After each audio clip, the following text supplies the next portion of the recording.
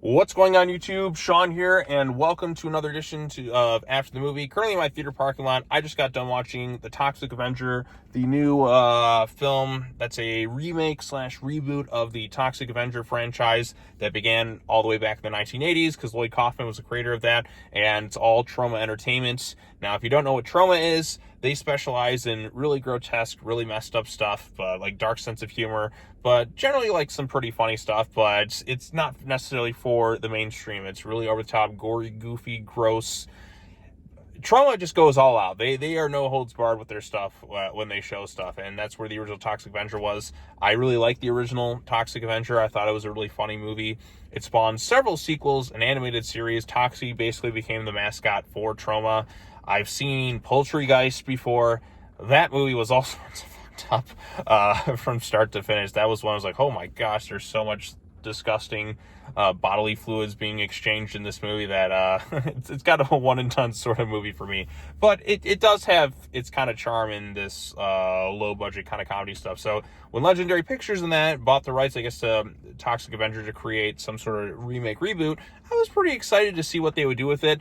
I was just wondering if they were allowed to go that level of crazy.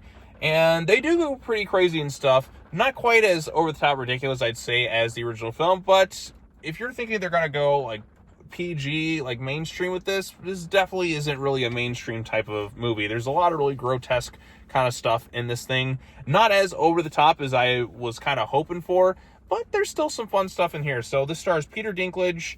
You also have Elijah Wood, Kevin Bacon, Jacob Tremblay, and a few other people. There is a cameo from Lloyd Kaufman in this thing. It wouldn't feel right to not have Lloyd Kaufman in this because, well, he's, the creator of Toxic Avenger. He's cameo and all that shit. So, and it's Lloyd Kaufman. So, I enjoy seeing him when he pops up in things. But yeah, this movie, the storyline is basically Peter Dinklage plays this janitor at this company that's dumping. It's its own fictionalized world, and that's one thing I appreciate about this thing. Production value and setting.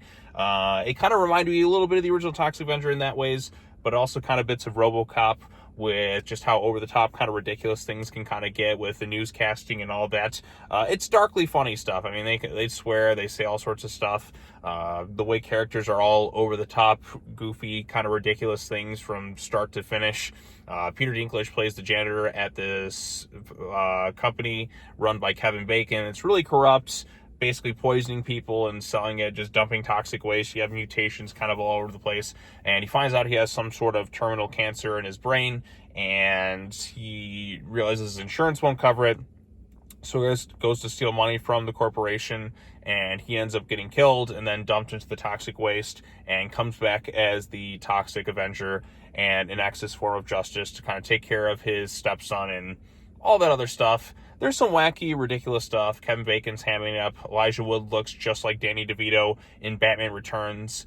Peter Dinklage, pretty much after he gets transformed, just kind of sticks to doing the voice, because you can see a little bit of it kind of dubbed there. But that's kind of the joke in the original Toxic Avenger. You have this kind of scrawny little guy named Melvin who gets transformed. Like, he's like this really nasally guy, and then he's like, hey, it's me, Melvin.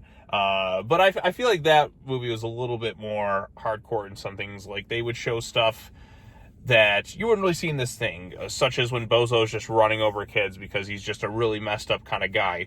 But in here, they do some pretty grotesque stuff in there. There's a scene where Toxie shoves a hand up some guy's ass and pulls out his intestines.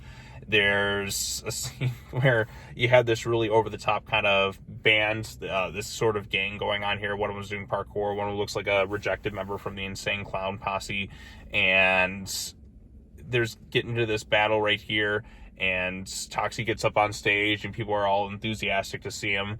You have some people flashing their tits and all that, and one guy pulls down his pants, flashes his dick, just stuff like that. Or his pisses, like, would melt and burn stuff. So you get that kind of type of gross type of stuff in there.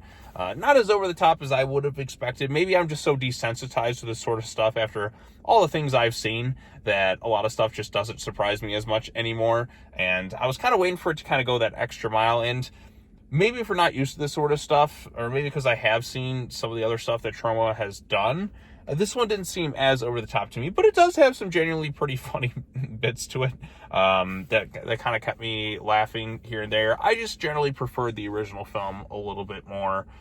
Kevin Bacon's in there. He's clearly having a ball as this douchey guy, and he goes through some weird stuff in there. There are some pretty bloody, violent moments in this thing. People die in a lot of grotesque ways. There's a scene where Toxic like rips some guy's arm off, and that's pretty fun. And there's just an entertaining sense of humor. I did like the world that this occupied, that it's not ours in any way, shape, or form. Like, it's its own reality, and that's something I've kind of missed in a lot of kind of superhero comic book stuff.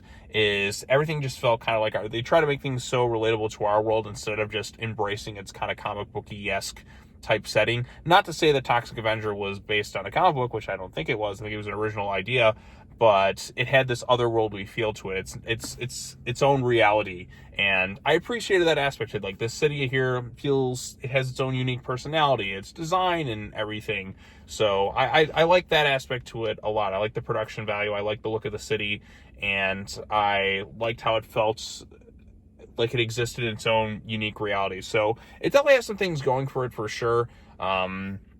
Some entertaining gory bits. They had to try to have the heartfelt family story right there, because at its core, Toxic is still kind of the heroes of the people in this own messed up reality that the Traumaville or whatever it is it's occupied in.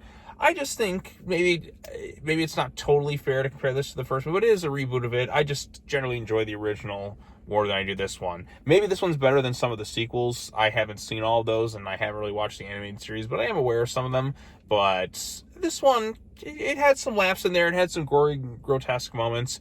And for an unrated version, I kind of expected a little bit more. But for what it's worth, it gave me some entertainment value for like the hour and a half, 2 hours, or whatever I was in the theater and that. So, yeah. So if you like the Toxic Avenger, I'm sure you'll probably get some enjoyment out of this one. There's plenty of grotesque effects and all that in there, and some wild things. But, you know, some good stuff overall. So, yeah. All right, well, that's all I really have to say. Not much else. Over the top, goofy. If you're wondering if it's going to maintain that trauma spirit, it definitely does. This doesn't feel very mainstream. It definitely is more tuned to that niche trauma type audience. But I don't know. I took some of my friends who had never seen them, the other films, and they seemed to enjoy it. But they just, by the end, are like, I can't believe I watched that movie. And I just started to chuckle. Like, you got to check out the original. The original is pretty great for what it is, and I had a good laugh with it. So this one didn't quite wow me as much, but I had some fun with it here and there. So, yep. All right, well, that's all I have to say. Thanks so much for watching, everybody. As always, take care now. Bye-bye then. I will see you all in the next video. Peace out.